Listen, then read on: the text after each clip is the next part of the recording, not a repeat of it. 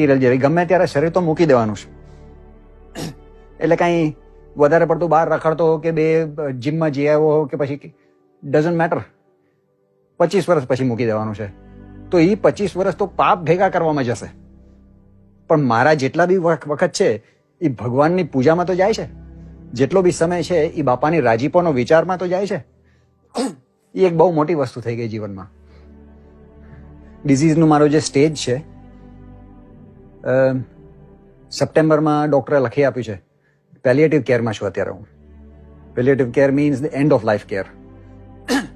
કે જ્યારે હવે ડૉક્ટર એમ કહે છે કે આને કોઈ દવા અને કોઈ બી ટેસ્ટિંગ કે કોઈ બી જાતના CT scans, everything is immaterial. કે હવે જસ્ટ રિલેક્સ યોર સેલ્ફ અને wait for the time to go. પણ હજી બી આપણો મનમાં મારા એ જ ધારવું છે કે જવાનું કામ તો ડૉક્ટર કેવી રીતે નક્કી કરી શકે, એ બાપા નક્કી કરશે કે ક્યારે લઈ જવા.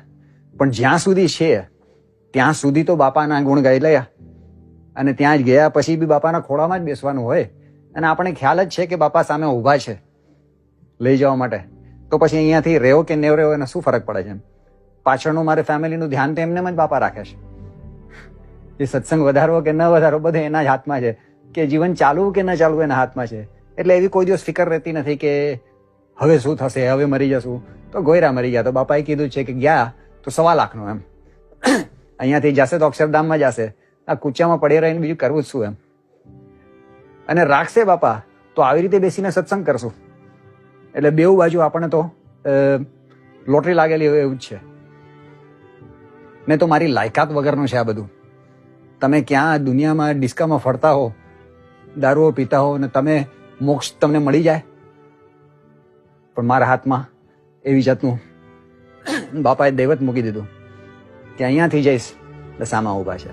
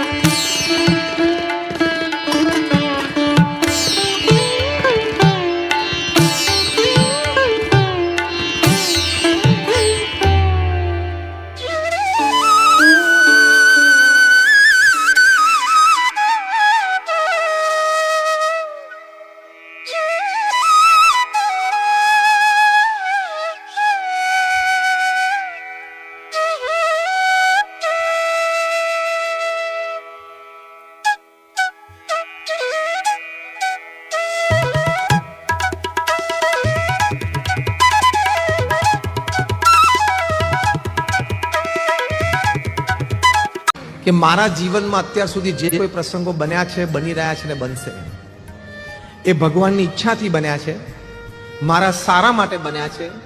અને હું એવો અભિગમ કેળવીશ તો એ જ પ્રસંગ મારી પ્રગતિનું અને સફળતાનું કારણ બનશે. આ વાતમાં દ્રઢ વિશ્વાસ એ ભગવાનમાં શ્રદ્ધા કહેવાય.